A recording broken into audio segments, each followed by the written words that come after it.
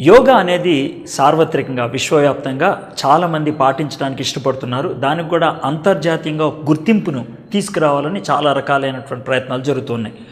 యోగాను చేసేటువంటి వాళ్ళు చాలామంది ఏమనుకుంటారంటే అది మెదడుకు మంచిది, శరీరానికి మంచిది, ఇట్స్ ఏ ఫిట్నెస్ కాన్సెప్ట్ అని అనుకుంటూ ఉంటారు. ఒకవేళ అలాంటి ఆలోచనలో ఉన్నట్లయితే కొంచెం పొరపాటే. ఎందుకనంటే యోగా అనేది ప్రాథమికంగా హిందూ సిద్ధాంతంలో బాగా చొచ్చుకుపోయి ఉన్నది. యోగా అనేది హిందూ సిద్ధాంతంలోంచి బయటకు వచ్చింది. కాబట్టి హిందూ సిద్ధాంతం నుంచి, హైందవ ధర్మాన్ని నుంచి యోగాను వేరు చేయలేం. హైందవ ఆలోచనలోంచి, మతపరమైనటువంటి తాత్వికమైనటువంటి ఆలోచనలోంచి యోగాను వేరు చేయలేం. కాబట్టి అది కేవలం ఒక ఫిట్నెస్ అని అనుకుంటే పొరపాటు. నేను ఈ ఉదాహరణ చెప్తాను. చికెన్ లేకుండా చికెన్ బిర్యానీ వండలేం, వెజిటబుల్స్ లేకుండా వెజిటబుల్ బిర్యానీ వండలేం. హైందవ సిద్ధాంతపు ఆలోచనలు లేకుండా యోగాను మనం చేయలేం. ఎందుకంటే దాంట్లో అది చొచ్చుకుపోయి ఉన్నది. ఇంతకీ దాంట్లో చొచ్చుకుపోయి ఉన్నటువంటి ఆలోచన ఏంటి అని అంటూ ఉంటారేమో. వేదాల్లో ఉన్నటువంటి సారాంశం బట్టి మానవుల్లో 2 రకాలైనటువంటి పదార్థాలు ఉన్నాయి. ఒకటి కంటికి కనబడేది, రెండోది కంటికి కనబడంది. కంటికి కనబడేదాన్ని ప్రకృతి అని అంటారు, విజిబుల్ అన్నమాట. రెండోది కంటికి కనబడని దాన్ని పురుష అని అంటూ ఉంటారు. అంటే ప్రాణము, ఆత్మ, జీవము ఇవన్నీ కూడా. అయితే వేదిక్ అండర్స్టాండింగ్ని బట్టి, అంటే వేదాల్లో ఉన్నటువంటి సారాంశాన్ని బట్టి ఈ పురుష అనేది పవిత్రమైంది, అది బ్రహ్మన్, అంటే సార్వత్రికమైనటువంటి ఆత్మతో అది కలిసిపోవడానికి ప్రయత్నం చేసేది. ప్రకృతి అనేది ఈ ప్రపంచంలో ఇరుక్కుపోవడానికి ప్రయత్నం చేస్తూ ఉండేది, అది పాపభూయుక్తంగా ఉంటున్నది. కాబట్టి సంఖ్య అనేటువంటి తత్వవేత్త నుంచి వచ్చినటువంటి ఆలోచన ఏంటంటే ఈ రెండింటినీ కనుక మనం వేరు చేయగలిగినట్లయితే పురుష అనే దాన్ని మనము మోక్షంలోకి నడిపించగలుగుతాం. అంటే ఈ ప్రపంచంలో ఉన్నటువంటి అన్ని రకాలైనటువంటి చిక్కుల్లోంచి మోక్షంలోకి నడిపించగలుగుతాం. అంటే జీవన చక్రంలోంచి మనము తప్పించుకోగలుగుతాం. ఈ ప్రక్రియనే యోగా అంటూ ఉంటారు. యోగా అనే దాంట్లో 2 ప్రాముఖ్యమైన విషయాలు ఉన్నాయి. ఒకటి ఈ ప్రకృతి నుంచి వేరుపరచబడటం, ఐసోలేషన్. రెండోది సార్వత్రికమైనటువంటి ప్రాణముతో, ఆత్మతో, బ్రహ్మంతో కలిసిపోవడానికి ప్రయత్నం చేయటం. యోగా అనే దాంట్లోంచే యుగ్, కలిసిపోవటం అనేది వచ్చింది. ఇది ప్రాథమికమైనటువంటి విషయం అన్నమాట.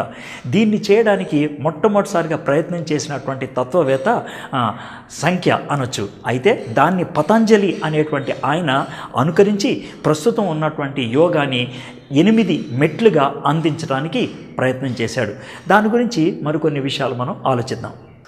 పురుష అనే దాన్ని ఈ యొక్క కాలచక్రంలోంచి లేకపోతే ఈ యొక్క ప్రకృతిలోంచి వేరుపరచడానికి మనం చేసేటువంటి ప్రయత్నంలో, యోగాలో ప్రాముఖ్యంగా కాన్సన్ట్రేషన్ అనేది ఉంటుంది. అంటే మనసుని శూన్యం చేసుకోవడానికి ప్రయత్నం చేయండి అని అంటారు. ఒక విధంగానగా మనం క్రియాశీలకంగా ఆలోచించినట్లయితే, ప్రాక్టికల్గా ఆలోచించినట్లయితే అది అసాధ్యము ఆ విధంగా చేయటం అనేది. రెండోది ఆ విధంగా చేయటం బట్టి మన యొక్క పురుష అంటే ఒక వ్యక్తి యొక్క ప్రాణాత్మలు, అది బ్రహ్మన్ అంటే సార్వత్రికమైనటువంటి ప్రాణాత్మలో అది విలీనమైపోతుంది, కలిసిపోతుంది. అంటే నీ యొక్క ఉనికి ఇక ఉండదు అని. ఫిలాసఫీ ప్రకారం ఉనికి లేకుండా ఉండటం అనేది అసాధ్యం. 2 విషయాల్లో కూడా తాత్వికంగా అది సరిపడేదిగా కనబడదు. చాలామంది క్రైస్తవులు యోగా చేయటం తప్పే ఉంది అని మొదలు పెడుతూ ఉన్నారు. క్రైస్తవత్వంలో యోగా అనేది లేదు. రెండోది క్రైస్తవత్వంలో మెడిటేషన్ అంటే ఒకవేళ మనం దేవుని మననం చేసుకోవటం అనేది ఖాళీ చేసుకోవటం ద్వారా జరగదు, అది నింపటం ద్వారా జరుగుద్ది. నింపటం ఏంటి అని అంటారేమో, దేవుని వాక్యాన్ని హృదయంలో పెట్టుకొని దాన్ని మనం ధ్యానం చేసినట్లయితే ఆ వ్యక్తి నీటి కాలువల యోర్న నాటబడినదై ఆకు వాడక తన కాలమందు ఫలమిచ్చు చెట్టు వలె ఉంటాడు, అతడు చేయనిదంతయు సఫలమగును. క్రైస్తవ తత్వంలో మెడిటేషన్ అనే దాంట్లో దేవుని వాక్యము అనేది ఉన్నది, దేవుని ఆత్మ అనేది ఉన్నది, దేవుని సన్నిధి అనేది ఉన్నది. ఒకవేళ గనక హృదయాన్ని ఖాళీ చేసుకోవటం అని గనక మనం ఆలోచించినట్లయితే యేసుక్రీస్తు ప్రభువారు ఒకసారి ఈ విధంగా చెప్పాడు. ఒకవేళ ఒక వ్యక్తిలోంచి దెయ్యాలను గనక వెళ్ళగొట్టేసాం అనుకోండి, హృదయం ఖాళీగా ఉంటుంది కదా, ఆ దెయ్యం అంటదంట వీడి హృదయం ఖాళీగా ఉన్నదని మరి 7 దెయ్యాన్ని తీసుకొని లోనికి రావడం జరుగుద్దంట. కాబట్టి ఆ విధంగా క్రైస్తవత్వంలో యోగా అనేది సరిపడేది కానే కాదు. మనం ఒకవేళ క్రైస్తవులంగా దేవునికి దగ్గర అవ్వాలంటే, ఎదగాలి అంటే దేవుని వాక్యాన్ని చదవాలి, ధ్యానం చేయాలి, దాన్ని మన జీవితంలో మననం చేసుకుంటూ జీవించినట్లయితే వాక్యానుసారమైనటువంటి జీవితం మనకి ఫలాన్ని ఇస్తుంది, మన జీవితానికి సక్సెస్ని అనుగ్రహిస్తుంది. అంతే. యోగా అనేది ఒక ఫిట్నెస్ అని మాత్రం ఎప్పుడు అనుకోకూడదు. అది హైందవ సిద్ధాంతంలో మోక్షాన్ని మనం పొందటానికి ఒక ప్రయత్నం అని చెప్పాలి.